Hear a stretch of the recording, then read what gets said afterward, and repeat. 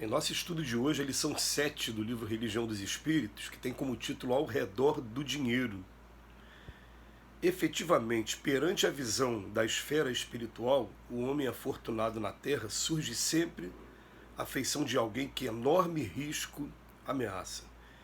Operários da evolução, a quem se confiou a mordomia do ouro, aqueles que detêm a finança comum, afiguram-se companheiros constantemente afrontados pelas perspectivas de desastre iminente, assim como os responsáveis pela condução da energia elétrica em contato com agentes de alta tensão, ou ainda como os especialistas de laboratório quando impelidos a manusear certa classe de vírus ou de venenos com vistas à preservação e ao benefício do povo.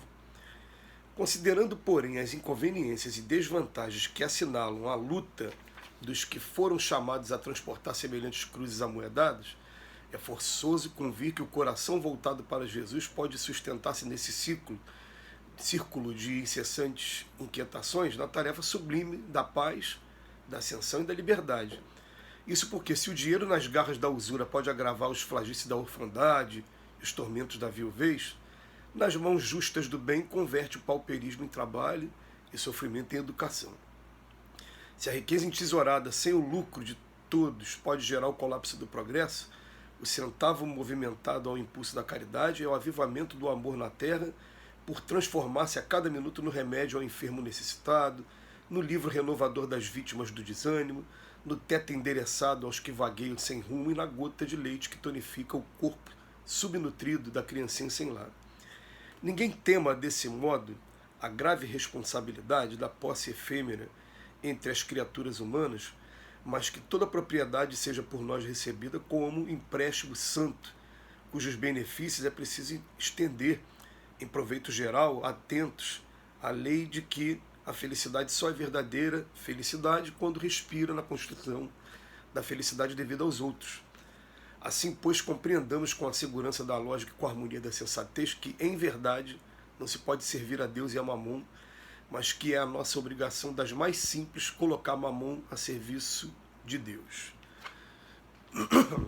Esse tema ele vem sendo objeto de preocupação de Emmanuel por várias e várias lições. Se a gente pudesse enumerar todas. Aliás, tem até um livro que tem como título Dinheiro. Esse livro vem tratar especificamente desse tema. E o Emmanuel, ele começa fazendo um alerta, até de maneira mais enérgica. Ele vem falando para a gente, olha, a pessoa que está aqui vivendo a prova da riqueza, ele está como alguém que corre um enorme risco, e ele compara com uma pessoa que está trabalhando com energia elétrica do lado da alta tensão, que pode colocar a mão na alta tensão em qualquer momento e tomar aquela descarga elétrica que todo mundo que trabalha com eletricidade já experimentou de alguma maneira. Mas por que ele está falando isso? A gente vai lembrar que, mais uma vez, que Jesus assegurou que é mais fácil o camelo passar pelo buraco da agulha do que o rico entrar no reino dos céus. A questão é só a gente interpretar esse buraco na agulha aí, porque a agulha, eu já tive acesso a vídeos informativos de que era uma porta de entrada na cidade, e uma porta que era curtinha, a ponto de só passar o ser humano, não passava o camelo. Eu já ouvi também falar que a agulha era o nome dado para o lugar que guardava o cavalo, e o camelo, por ser grande demais, não cabia dentro daquela agulha.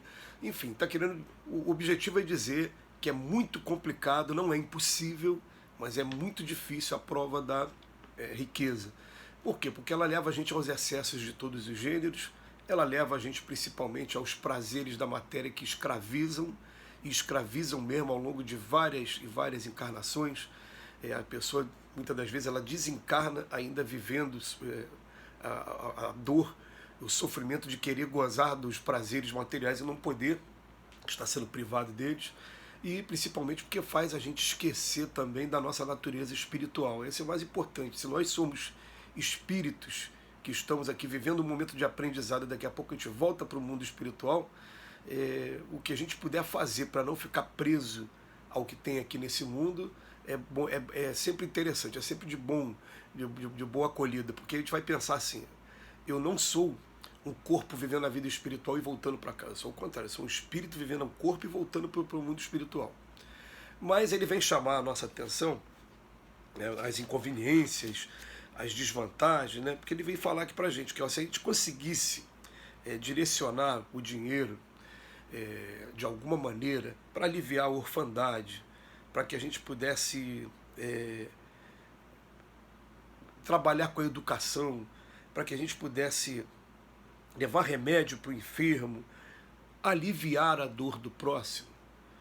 O grande problema de quem passa pela prova da riqueza é que a gente primeiro experimenta o lado material, os prazeres, aí daqui a pouco, depois de ter se comprometido bastante, a gente começa a descobrir que pode fazer e deve fazer alguma coisa, muitas das vezes até estimulado por incentivos, aí, como essas doações que tem para poder descontar imposto de renda, mas depois quando a gente começa a entrar mesmo no trabalho, daqui a pouco olhar nos olhos das pessoas que estão sendo beneficiadas e ver a felicidade que a gente pode estar construindo para os outros, aí o negócio começa a tomar um ramo interessante. Mas, se a gente parar para ver se os exemplos, até que a doutrina espírita mesmo, a bibliografia espírita passa para a gente, exemplo como Condessa Paula, lá no livro Céu e Inferno, como alguns espíritos que passaram por essa prova, a gente vai ver o seguinte, que o espírito, quando ele está bem compenetrado do trabalho dele, ele consegue passar por essa prova tranquilamente. Chico Xavier teria sido um milionário só com os direitos autorais dos livros que ele vendeu, né, na sua época, quando estava aqui encarnado. E eu estou olhando aqui para esses quadros que estão sempre aqui atrás de mim e estou vendo aqui a figura de Bezerra de Menezes, aqui desse lado aqui. O Dr. Bezerra de Menezes, ele foi filho de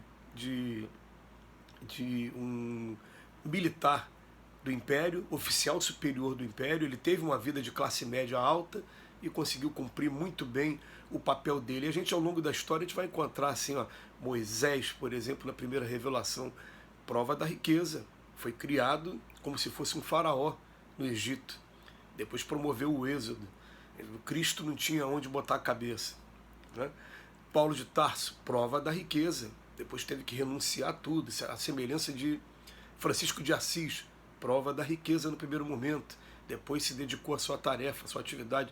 Santo Agostinho, prova da riqueza, a riqueza que até o levou à sensualidade, e ele nunca teve o menor constrangimento em assumir, para depois mostrar para a gente que é possível e mostrar para todo o trabalho maravilhoso que ele deixou, inclusive contribuindo com a nossa querida doutrina espírita. Então a gente vai ver ao longo esses grandes personagens, quando o espírito já está focado, sabendo o que ele é, de onde ele veio, o que ele veio fazer aqui, para onde ele vai, ele passa por essa prova tranquilamente, sem se deixar escravizar pelos perigos aí da matéria, proporcionado pela prova da riqueza. Mas a prova da riqueza, a gente sempre lembra, porque foi marcante para a gente aconselha que se pegue a lição O Rico Vigilante, que está no livro Jesus no Lar, escrito por Neio Lúcio através de Chico Xavier, da psicografia de Chico Xavier. Aí ele vem falar de uma coisa maravilhosa, ele vem falar de um rico que conseguiu adquirir a sua riqueza seguindo os 3 conselhos do Livro dos Espíritos. Que a sua riqueza nunca seja conquistada prejudicando ninguém, nunca prejudicou ninguém, e que ele não deixasse a riqueza enfraquecê-lo fisicamente nem moralmente. Aquela pessoa que começa a usar drogas porque teve a riqueza se enfraquece fisicamente e moralmente através da sensualidade, do egoísmo, da avareza, enfim. Ele conseguiu seguir esses 3 conselhos. Mesmo tendo conseguido, a família dele não conseguiu o mesmo êxito. Então a mulher ficou viciada em comprar roupas de grife, tudo que era de melhor na época. Os filhos já estavam discutindo também o patrimônio, com quem ia ficar o patrimônio, mostrando para a gente que é uma prova duríssima, isso sem contar o combo que vem por trás dela, né? Aquele combo, né? Receita Federal, interesse dos vizinhos, os comerciantes locais querendo ter lucro, enfim, sempre tem aqueles comentários de maneira que é sempre bom a gente ter o nosso conforto, o nosso bem-estar proporcional à tarefa que a gente se predispôs a fazer e ao mesmo tempo está proporcionando a felicidade dos outros, porque essa é a melhor maneira mesmo da gente lidar com a riqueza. E depois vai chegar o dia em que quanto mais a gente ganha, mais a gente vai também ganhar, mas vai ganhar porque vai estar utilizando da maneira correta, vai estar utilizando no nome de Cristo para uma atividade realmente de regeneração do nosso planeta, como fazem alguns cientistas aí que estão buscando curas de doenças e evoluções tecnológicas. Que Jesus nos abençoe hoje e sempre.